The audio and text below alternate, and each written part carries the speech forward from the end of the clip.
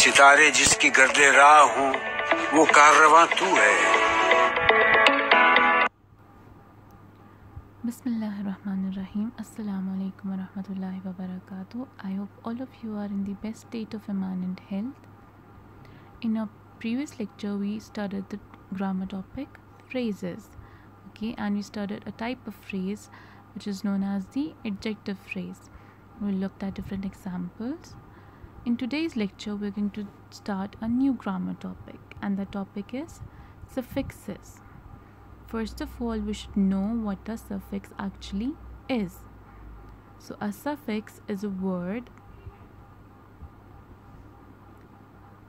A suffix is a word or part of a word that goes on the end of another word. I will repeat. A suffix is a word or it is a part of a word that goes on the end of another word. If we take a word and we add a suffix to it, a new word is formed. Now we're going to look at some examples of how we can form new words using suffixes. So the first word that we have is join. When we add ed to it, ed is a suffix. When we add ed to it, a new word will be formed, that is joined. In the second example, again we have the word join, and when we add ing to it, ing is a suffix. The new word will become joining. Okay. The third example that we have is jump. When we add ed to it, which is a suffix, it will form a new word, that is jumped. The last example that we have is jump again, but here the suffix that we're adding is ing.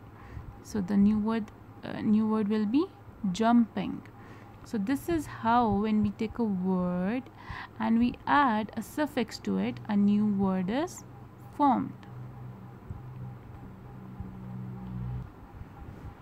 Now there is another very interesting thing that we can do using suffixes. And what is that? We can turn nouns into adjectives. Okay. Another important thing that suffixes can do is that they can make adjectives from nouns. Now let us look at some examples of how we can turn a noun into an adjective using a suffix. Okay, so the two suffixes that we're going to use are full and less in our examples. Okay, and as I mentioned earlier, a suffix can either be a part of a word, like here ed, ing, it was a part of a word. Okay, it was not a complete word. Ed is not a complete word, ing is not a complete word. But here in these examples, full is a complete word. Okay, less is also a complete word. So here we are going to make nouns, we are going to turn nouns into adjectives using suffixes which are full complete words. Okay, so what we're going to do is that we're going to add full or less at the end of each of the nouns. Now a rule that all of you should remember is that when we add full to a word, as when we use full as a suffix and we add it to a word, we always drop one L. Okay, so here we are adding, for example, in the first example, the noun is help and we're adding full to it. So the adjective that will be formed is helpful. Okay, and you can see here we have dropped one L from full. Okay, so we have only one L left. Okay, so now helpful is a adjective. And how is it formed? It is formed by adding a suffix to a noun. The second example that we have is again we're using the word help and we're adding another suffix to it, which is less, and the new adjective that is formed is helpless. Okay, moving on. The third example that we have is color. Okay, now the suffix that we're adding to it is full. Okay, again we're going to drop one L and a new adjective will be formed, which is colorful. Okay, so we used a noun color, we added a suffix to it and formed a new adjective colorful. The last example that we have is, again we're going to use the word color and we're going to add the suffix less to it. Okay, and when we add the suffix less to color, it will form a new adjective, which is colorless. Okay, so color is a noun and we add a suffix to it, so it forms an adjective, colorless. Okay, so this is how we can turn nouns into adjectives, by adding suffixes to its end. Remember, suffixes are always added to the end of a word.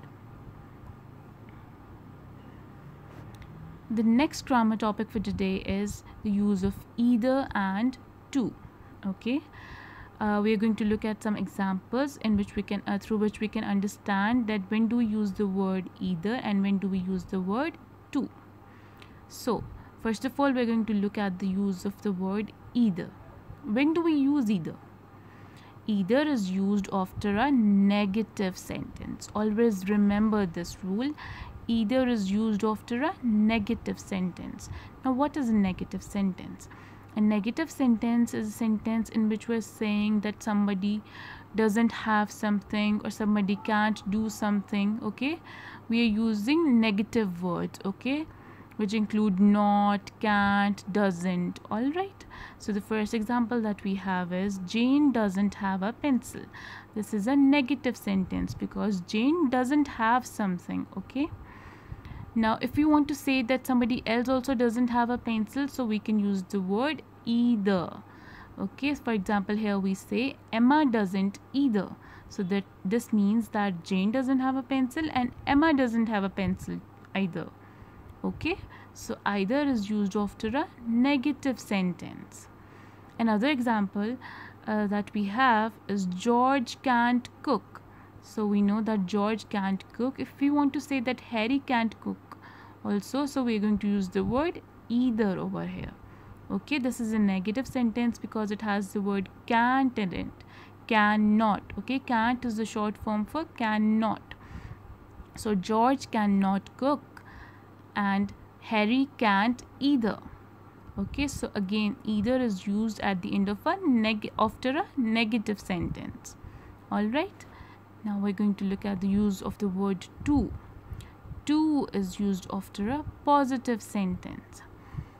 The first example that we have is Fatima is reading a book. Now this is a positive sentence. Why? Because Fatima is doing something. Okay, so if you want to say that Amina is also reading a book, we can write Amina is too. So here too is used after a positive sentence. Fatima is reading a book. Amina is too. The second example that we have is Ali likes chocolates. Now here this is a positive sentence because Ali likes chocolates. Okay, and if we want to say that Asad also likes them, we can write Asad does too.